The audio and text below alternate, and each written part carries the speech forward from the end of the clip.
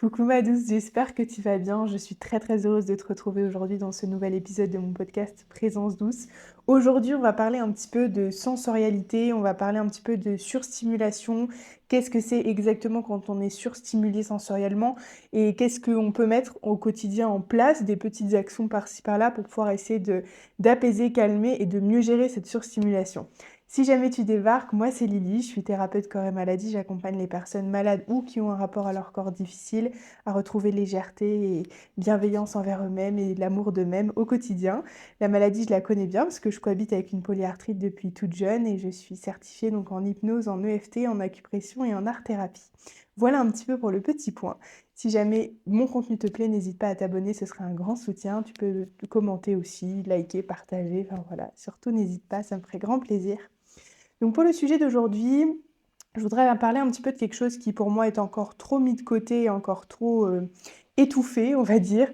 C'est tout ce qui va être la surstimulation sensorielle. On est dans un monde où tout va à l'encontre du bien-être de notre système nerveux, avec des bruits, des musiques toujours plus fortes, des stimulations visuelles avec les panneaux publicitaires, avec la lumière forte, avec tout ce qu'on peut voir à la télé ou les jeux vidéo, enfin voilà, toutes ces choses qui tournent autour du numérique qui sont à des années-lumière de quelque chose qui respecte notre système nerveux, parce que les enfants sont concernés, mais nous aussi, le rythme d'image qu'on nous balance dans les séries, par exemple, ou dans les publicités, pour ceux qui ont la télé et qui regardent les publicités, etc. Toutes ces choses-là, elles sont beaucoup trop stimulantes par rapport à ce que notre système nerveux il est en capacité d'accueillir et d'accepter. On peut occasionnellement faire un truc surstimulant pour notre système nerveux, aller au parc d'attractions, être dans un endroit avec beaucoup de bruit, etc. Mais c'est des choses qui restent occasionnelles. Alors que concrètement, dans la société dans laquelle on vit aujourd'hui, on est dans vraiment quelque chose de surstimulant H24. Les lumières, par exemple, le premier exemple des lumières, tout est trop fort. Et ce sont des teintes de lumière qui sont ultra agressifs pour le système nerveux. Ces gros spots blancs, là, comme on retrouve partout, dans les écoles, dans les bureaux, dans les hôpitaux, etc. Ce sont des teintes de lumière qui sont tout sauf naturelles et qui, du coup, sont ultra agressifs pour le système nerveux. Et pour les personnes qui ont un système nerveux qui est un peu en PLS, qui sont hypersensibles ou voilà, qui ont une sensibilité particulière à ce genre de choses, qui sont en général des gens qui sont plus connectés à eux-mêmes et à leurs émotions que d'autres personnes. Il n'y a pas de notion de mieux ou moins bien, qu'on soit bien d'accord, mais globalement, les personnes qui vont être dérangées et gênées par toutes les choses qui surstimulent le système nerveux, ce sont des gens qui sont plus ou moins, soit qui ont un système nerveux qui est en mode survie H24, ou alors les deux, mais ou alors des gens qui sont un petit peu plus connectés à leur corps, à leur ressenti, etc. Donc toutes ces choses-là, qui sont même voilà, hein, les couleurs, la forme de certaines choses, etc., sont agressives pour le système nerveux. Je n'irai pas dans le débat de dire si c'est volontaire ou non, mais en tout cas, c'est quelque chose qui n'est pas bon du tout pour nous. Et il y a peu de choses à l'heure actuelle qui sont réellement adaptées, même pour les enfants qui ont une sensibilité encore plus élevée que la nôtre. Ils évoluent continuellement tous les jours dans un environnement surstimulant, avec des couleurs surstimulantes, avec des lumières surstimulantes, enfin voilà, tout l'environnement au quotidien pour beaucoup de personnes et principalement aussi pour les enfants est surstimulant. Et c'est quelque chose du coup qui pose de plus en plus problème.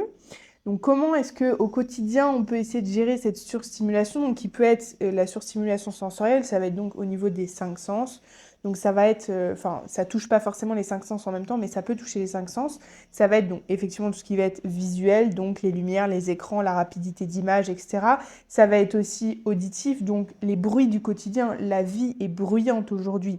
Elle était probablement déjà à l'époque, mais moins je pense, parce qu'on n'avait pas entre les bruits des voitures, entre les travaux qu'il y a régulièrement partout, la musique est toujours forte. Enfin voilà, il y a cette notion, les gens parlent de plus en plus fort, les gens sont de plus en plus agressifs aussi, donc du coup il y a une tonalité verbale qui est de plus en plus élevée et que ça monte crescendo. On va voir aussi sensoriellement les textures qui sont utilisées aujourd'hui pour les vêtements, etc. Les matériaux qui sont, voilà, le synthétique, toutes ces choses-là, ce sont des choses qui, sensoriellement pour le système nerveux, bon, au-delà du côté hormonal des produits chimiques qu'il y a dedans, mais d'un point de vue sensoriel pour les personnes qui sont sensibles et pour le système nerveux tout simplement, c'est super agressif. Quand toute la journée tu cumules tout ça, donc les odeurs, on y viendra après, mais voilà, les lumières qui sont fortes, les sons, etc., et qu'en plus tu portes des vêtements qui vont être soit trop serrés, soit qui vont avoir des matières agressives pour la peau, sensoriellement, ça va faire une surcharge et ça va pas du tout aider ton système nerveux ni à se sentir en sécurité et du coup à sortir du mode survie, ni juste tout simplement à s'apaiser. Donc on va voir ce côté-là. Au niveau des odeurs, c'est pareil. On est aujourd'hui dans un monde, dès qu'on va en ville, en campagne, on est encore privilégié. Mais quand on va en ville, on n'a plus de vraies odeurs. On n'est que sur des odeurs, l'odeur des bagnoles qui passent, l'odeur des produits chimiques qu'on va pouvoir ressentir à droite et à gauche. Enfin, voilà, il y a toujours des odeurs qui traînent, mais des odeurs qui ne sont pas naturelles et du coup qui ne sont pas saines non plus. Donc au niveau olfactif pour le système nerveux et pour le corps, c'est pareil. Si tu as une sensibilité, ça va rapidement venir décupler et venir... Enfin, c'est violent, vraiment, quand ça te prend au nez, que tu as une odeur ou une accumulation de plusieurs odeurs qui te prend au nez, ça peut être extrêmement violent. Et du coup, ça peut arriver quand tous ces sens-là, ils sont vraiment en surcharge, que aussi, du coup, au niveau du goût, je sais que moi, ça m'arrive très souvent, que du coup, il y a des textures que je ne supporte plus. Quand je suis en surcharge sensorielle, toutes les textures qui vont être, par exemple, grumeleuses ou trop... comment je dirais ça, gélatineuses, un peu genre style, bon les huîtres j'aime pas ça de base, mais un peu le principe gélatineux quoi de ce genre de truc, ça va être des textures que je ne vais pas supporter, que vraiment ça va me faire des frissons partout, mais pas dans le bon sens du terme. Et voilà, ça c'est lié à la surcharge. Et je sais que dès que je suis en surcharge sensorielle, il y a plein de textures comme ça. Même visuellement, déjà, je sais que c'est pas possible, c'est pas possible pour moi. En temps normal, déjà de base, ça m'arrive d'avoir des textures comme ça où je vais, c'est pas, ça va pas être possible pour moi de le manger parce que je sais que la texture va sensoriellement, ça va pas passer du tout. Mais quand je suis en surcharge sensorielle, il y a des plats ou des choses, des aliments que j'adore habituellement. Par exemple, le chou-fleur. J'adore le chou-fleur cru avec une petite sauce à la nette, là, c'est incroyable. Mais quand je vais être vraiment sur surcharge sensorielle, je sais que la texture du chou-fleur cru en bouche, c'est pas possible. C'est un truc, c'est impossible, ça passe pas. Alors que pourtant, j'adore cet aliment-là. Mais voilà, quand tout mon système nerveux, il se met en mode survie, parce que je suis en surcharge sensorielle, parce que j'ai passé une journée où j'ai été exposée à des lumières très fortes, où j'ai eu beaucoup de bruit autour de moi, où j'ai été autour du monde, où je suis fatiguée, où je suis en crise de douleur. Enfin, il y a plein de paramètres hein, au-delà du côté sensoriel qui rentre en ligne de compte. Mais en tout cas, quand cette surcharge-là, elle se met en route, tout devient trop, tout devient épuisant jusqu'au moindre petit détail. C'est-à-dire que vraiment, un courant d'air qui va passer sur notre peau ou un bruit des fois. Alors en plus, si tu es hypersensible comme c'est mon cas, moi j'entends des bruits, genre par exemple un chargeur de téléphone, ça fait du bruit. Je sais il y en a probablement qui vont me prendre pour une folle, mais il y en a peut-être beaucoup qui vont se reconnaître dans ce que je dis.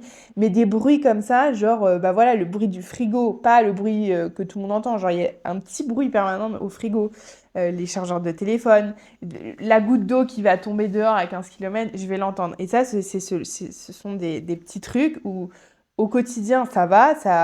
Si je l'entends et que je me concentre dessus, c'est sûr que ça peut me mettre en inconfort. Mais au quotidien, ce sont des choses aujourd'hui qui me gênent plus parce que j'ai quand même drastiquement réduit mon mode survie et que mon système nerveux va beaucoup mieux. On n'est pas encore sur un système nerveux apaisé complètement, mais ça va mieux. Le boulot a fait son effet. Mais dès que je suis en surcharge, ce genre de bruit, c'est insupportable. Et c'est pas quand on dit, par exemple, les bruits de bouche, ce genre de choses. Bon, ça, je pense qu'il n'y a pas que les hypersensibles que ça dérange, mais en tout cas, toutes les choses qu'on va énumérer où on va tiquer quand on est en surcharge sensorielle, c'est pas que ça nous énerve mentalement, c'est pas que genre c'est un bruit chiant donc arrête de le faire, c'est que physiquement ça nous oppresse. Physiquement, ça nous met dans un état où on est en mode survie, donc on est en mode comme ça en fait, tout simplement. C'est vraiment la sensation que tu ressens quand tu sens qu'il y a un danger ou que je sais pas, que vraiment tu es en gros stress, que tu vas avoir un entretien d'embauche, un examen ou peu importe, cette sensation un petit peu physiquement d'être oppressé, d'être écrasé, comme quand tu es dans un endroit très exigu, en fait c'est la sensation que ça nous fait. Et quand on dit, genre, est-ce que tu peux arrêter de faire ce bruit ou est-ce qu'on peut couper ça ou machin ou s'en aller, c'est pas parce que ça nous énerve mentalement, c'est pas parce que juste on est chiant, c'est juste parce que physiquement, ça nous met dans un inconfort et des fois, ça devient douloureux. C'est-à-dire que des fois, le bruit même d'une goutte d'eau qui tombe ou le bruit d'un chien qui se lèche les pattes, par exemple, ou j'en sais rien, des pages qui se tournent d'un livre, des sons comme ça qui habituellement au quotidien, on s'en fout. Quand on est en surcharge sensorielle, et c'est très difficile à comprendre pour les autres qui ne le vivent pas, et je peux l'entendre complètement, mais c'est physique et ça peut aller jusqu'à nous faire mal physiquement. Je pourrais pas décrire la sensation, c'est un mélange de... Ça nous brûle de l'intérieur, il y a comme une sensation de courbature. Après, chacun le vit à sa façon, mais je sais qu'on est beaucoup à le ressentir de cette façon-là. Mais en tout cas, voilà, quand quelqu'un d'hypersensible te dit que ce bruit-là ou ce bruit-là le met en inconfort ou que c'est insupportable, on dit pas ça pour vous embêter. C'est pas une question de ça nous énerve et que voilà, on est chiant ou quoi. C'est juste que physiquement, quand on est en surcharge sensorielle, c'est abominable et que ça peut même devenir douloureux physiquement.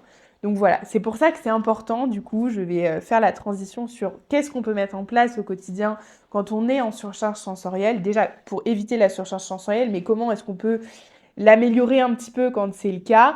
Pour éviter la surcharge sensorielle, bah, ça va revenir un petit peu sur l'épisode que j'ai fait, pas la semaine dernière, mais la semaine d'avant, je crois, sur les choses pour apaiser le système nerveux, parce que la surcharge sensorielle, au-delà du côté hypersensible, mais qui est relié drastiquement au système nerveux, à nos hormones, etc., le système sensoriel, il est voilà, relié énormément, c'est le système nerveux qui se met en mode survie, donc ce système nerveux-là, au quotidien, il faut faire des choses et mettre des choses en place quand naturellement ton vécu et ton état de santé, par exemple, fait que tu as un système nerveux qui est relativement en mode survie, en surtension H24.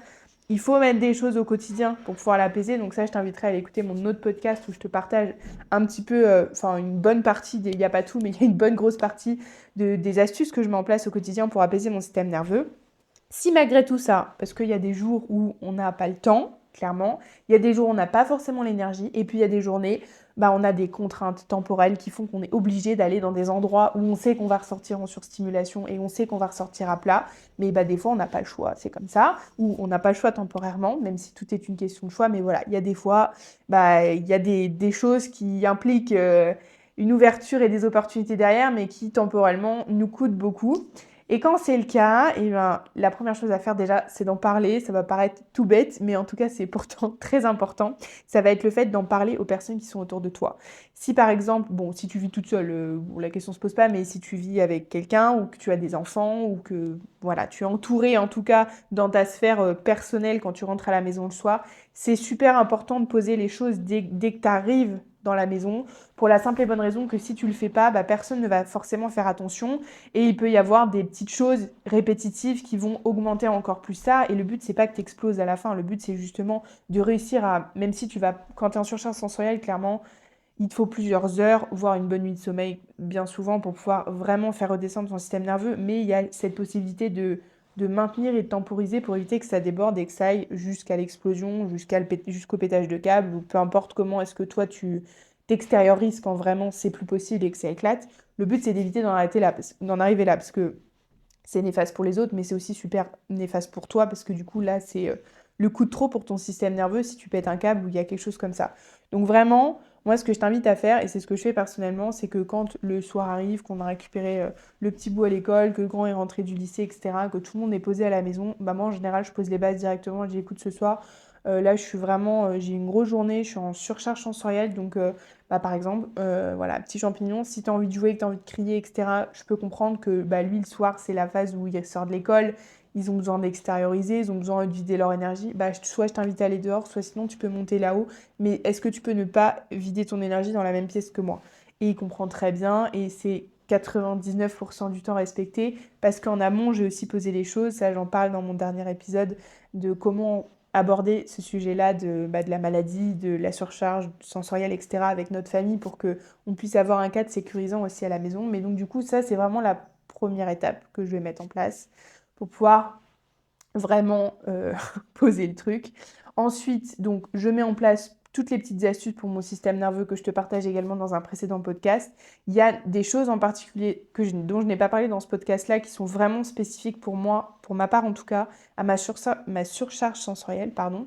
Ça va être, par exemple, de me mettre les yeux dans le noir. Alors, c'est pas forcément évident de se mettre dans une pièce dans le noir, surtout, enfin, selon la configuration de ta maison, comment tu vis, etc. Mais en tout cas, je sais que quand vraiment j'ai cette surcharge sensorielle et que je sens que je vais pas réussir à tenir jusqu'au moment où je vais me coucher, que je sens vraiment que là j'ai déjà atteint plus que ma limite, je prends souvent comment dirais-je, j'ai un t-shirt en coton dont je me sers des fois pour mes cheveux, ou alors sinon un plaid épais. Enfin voilà, faut que ce soit une matière qui soit sensoriellement agréable sur ta peau pour éviter évidemment encore une fois, d'aggraver le problème, que je roule et que je cale comme ça sur mes yeux. Et je reste en général une dizaine de minutes. Souvent, je me mets j'ai une musique en particulier qui fait 8 minutes et quelques, je crois, et je la mets en route. Et du coup, voilà, pour rester dans le noir et apaiser le système nerveux, parce que le truc, même si tu baisses les lumières, même si tu fais toutes ces petites choses-là, il y a quand même beaucoup de stimulation pour ton cerveau. Et donc, du coup, ça reste encore une surcharge, même si tu restes à regarder dans le vide, il y a toujours quelqu'un qui va passer, il y a toujours un truc qui va attirer ton regard et du coup une pensée qui va venir. Enfin, tu vois, il y a toujours un sur qui va se mettre en route. Alors que si tu te mets vraiment dans le noir, ça va faire l'effet, un peu l'effet dodo, j'aime bien appeler ça comme ça, mais c'est l'effet, là, ok, on se stoppe, on s'arrête, c'est bon, voilà. Et cet exercice-là, enfin, ce truc-là, tu peux le faire à n'importe quel moment dans la journée. Tu te prévois toujours un petit truc dans ton sac, même, je sais pas, hein, une mini serviette à main. Enfin, il y a des trucs aujourd'hui qui existent qui sont tout petits. Et voilà, tu te prends 2 minutes quand tu vas faire pipi ou si t'as pas envie de le faire au bureau devant tout le monde et tu te mets ton truc sur les yeux. Parce que bah, si je ferme les yeux, il y a toujours de la lumière qui passe à travers. Donc c'est pareil, ça reste une stimulation. Alors que vraiment, ou mettre tes paumes de main sur tes yeux, de te mettre dans le noir complet pendant au moins 2 ou 3 minutes minimum. Et tu vas voir déjà ça, ça va détendre le truc et ça va faire du bien. Ensuite, bah, ça va être de se changer, de prendre une douche en général. Alors, ça dépend des fois. Il y a des fois, j'ai des surcharges sensorielles où je supporte l'eau et du coup, prendre une douche chaude, ça va vraiment permettre une douche chaude dans le noir ou juste avec une bougie. Ça va vraiment permettre de détendre le corps, etc. Mais il y a des fois, c'est quelque chose que je vais pas du tout supporter. Il suffit que je sois en supplément crise de douleur et là, c'est mort. La douche, c'est même pas envisageable. Ça, c'est pas possible sensoriellement. Dans ce cas-là, bah, je me fais une toilette et ensuite je me change et je me mets dans des vêtements sensoriellement au niveau de la matière qui me réconfortent, qui me font du bien et aussi bah, soit serrés si j'ai besoin plutôt d'être un peu compressée, d'avoir ce côté un petit peu emmaillotage ou alors plutôt ample si j'ai besoin d'espace dans mon corps. Donc ça, c'est aussi quelque chose d'important et si tu fais ça dès que tu rentres à la maison, déjà, ça pose le truc, ton corps, ton cerveau, tout se met en mode ok, là c'est bon, on a fini la journée, on se pose, voilà, on relâche un peu la pression, clairement. Ensuite, il va être le fait bah, de baisser le volume. Alors, je disais pour le coup de la musique, quand je me mets dans le noir, c'est comme la douche. Il y a des fois où je vais supporter et que ça va me faire du bien d'écouter de la musique, douce et calme évidemment, hein. Mais il y a des fois aussi où je ne supporte plus aucun son et aucun bruit. Donc du coup, quand c'est comme ça, je préviens encore une fois avant tout le monde à la maison, mais je le dis, je mets mes bouchons d'oreille. J'ai des bouchons d'oreille, je sais pas si je l'ai avec moi, je crois que je les ai pas avec moi. Ils sont de la marque Loop. Non, je crois que je les ai pas avec moi. Ce sont des petits, ah si, je les ai avec moi, incroyable. C'est une petite boîte comme ça. Je fais leur promo en même temps, mais je les trouve vraiment géniaux, leurs trucs. Bon, la boîte est dégoûtante. Ça ressemble à ça. Je sais pas si vous allez voir. Voilà. Donc c'est ouais, c'est Loop, L-O-O-P, la marque. Ça va faire un peu plus d'1 an que je les ai. Et franchement, ils sont géniaux parce que ça coupe vraiment tout le brouhaha de fond. Mais par exemple, si quelqu'un s'assoit à côté de toi et te parle, t'entends quand même ce qu'il dit. Donc je trouve ça vraiment bien. Et ça m'arrive régulièrement le soir. Je préviens tout le monde et je le dis. Que voilà, que je mets mes petits bouchons d'oreille. Ça m'arrive aussi de ne pas le dire des fois, mais enfin voilà, ça dépend de la situation. Mais voilà, en tout cas, ça m'arrive très souvent de mettre mes bouchons d'oreille. Même au cours de la journée, quand je vais faire les courses en voiture, enfin voilà, quand je vais chercher mon fils à l'école, il y a plein de situations où je sais que ça va me surstimuler. Donc pour éviter le truc, parce que j'ai clairement pas envie d'être en surstimulation pardon, H24, et des fois je les mets d'office et c'est juste génial parce que du coup, tout le brouhaha autour de toi, bah, les chiens qui marchent sur le sol, le bruit de la pluie dehors, le bruit des casseroles, le truc, le machin, il y a toujours un brouhaha, même si c'est pas un volume élevé, un volume sonore élevé, il y a toujours cette notion de brouhaha autour de toi. Et ça, sensoriellement, c'est super épuisant et c'est insupportable quand tu es en surcharge. Donc voilà, les bouchons d'oreille, vraiment, franchement à fond. Ensuite, il va y avoir le côté réconfortant physique. Donc en général, moi j'aime bien me faire une boisson chaude parce que le côté chaud, il n'y a rien à faire, ça a un côté apaisant. Faire une bouillotte aussi, se caler une bouillotte sur son ventre, sur son foie, se mettre sous un plaid chaud.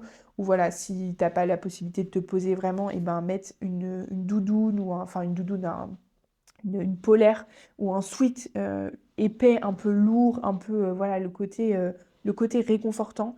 Toutes ces petites choses-là que tu peux mettre en place, et bien ça va te permettre, comme je le disais, de limiter l'explosion. Et si tu es quelqu'un qui a un système nerveux qui va plutôt bien de façon générale, ça te permet de faire redescendre ton système nerveux.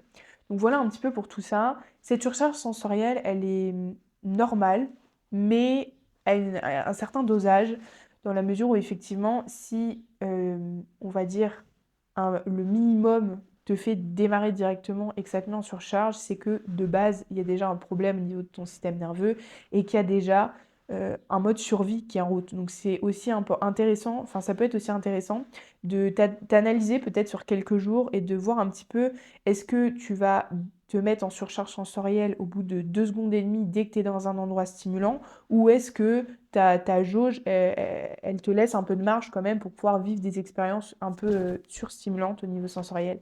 Si jamais c'est pas le cas et que tu n'as pas de marge de manœuvre, je t'invite du coup à t'auto-analyser avec un petit peu plus de profondeur et de sincérité aussi sur la condition dans laquelle vit ton corps et comment va réellement ton système nerveux parce que quelqu'un qui se met en surstimulation rapidement, et je parle en connaissance de cause, c'est quelqu'un qui a un système nerveux qui est clairement en mode survie et qui est en mode surtension H24. Donc dans ces cas-là, je t'invite à entamer peut-être un chemin voilà, de travail au niveau de ton système nerveux pour apaiser un petit peu tout ça.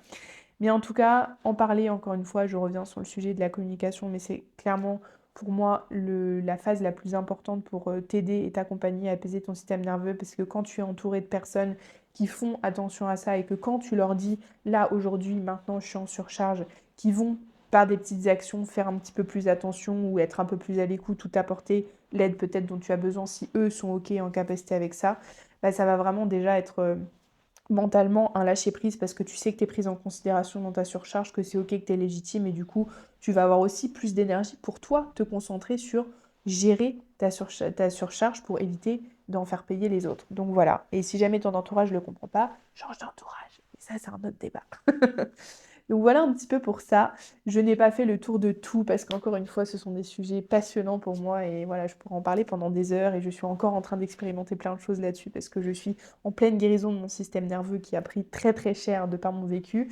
Mais voilà, aujourd'hui ça va de mieux en mieux, donc c'est pour ça que tout ce que je peux partager et tout ce sur quoi j'ai réussi à faire guérir mon système nerveux, et ben je le transmets et je le partage parce que ça devrait être d'utilité publique pour moi et déjà, voilà, nos enfants grandissent dans des conditions, enfin et j'inclus pas forcément les enfants des personnes comme moi et comme peut-être toi qui m'écoutes, qui sommes un peu plus en conscience de tout ça parce que on crée un équilibre en ayant du coup cette écoute et cette attention sensorielle et du système nerveux, de l'alimentation, et cetera à la maison. Mais pour les enfants qui n'ont pas cette chance, d'avoir, des parents qui sont attentifs à ça et qui sont en surcharge à la maison en étant devant la télé, en ayant du bruit, des jeux bruyants, et cetera, peut-être de la détention à la maison et après les journées à l'école à rallonge, et cetera. Bah, ces enfants-là, du coup, ils grandissent avec un système nerveux qui se met un peu en mode survie en fait dès l'enfance. Et pour ceux comme moi qui ont aujourd'hui un système nerveux détraqué, on a été beaucoup, pas forcément dans ces conditions-là, mais avoir une enfance compliquée et traumatique, ce qui fait qu'aujourd'hui, en tant qu'adulte, bah, on a un système nerveux qui déraille. Donc voilà, si tu es maman ou papa et que tu as la possibilité d'apporter ce prisme-là à la maison et de pouvoir faire grandir ton ou tes enfants et peut-être juste toi et ton compagnon ou ta compagne à s'élever sur comment dirais-je, cette santé du système nerveux au-delà de la santé physique enfin voilà, de base avec le sport, etc. Mais c'est quelque chose d'extraordinaire, je trouve, et qui fait des miracles sur beaucoup de sphères de notre vie, du coup. Donc voilà, en tout cas j'espère que cet épisode t'aura plu. Si jamais tu as des questions, n'hésite pas à me laisser un petit commentaire ou à venir me parler en privé, ce sera avec un immense plaisir. Si l'épisode t'a plu, ça me ferait aussi un grand plaisir que tu puisses le liker et le partager. N'hésite pas aussi à t'abonner. Je poste un épisode tous les lundis voilà, de mon podcast Présence douce. En attendant, je te souhaite une très belle semaine et on se retrouve la semaine prochaine pour un nouvel épisode.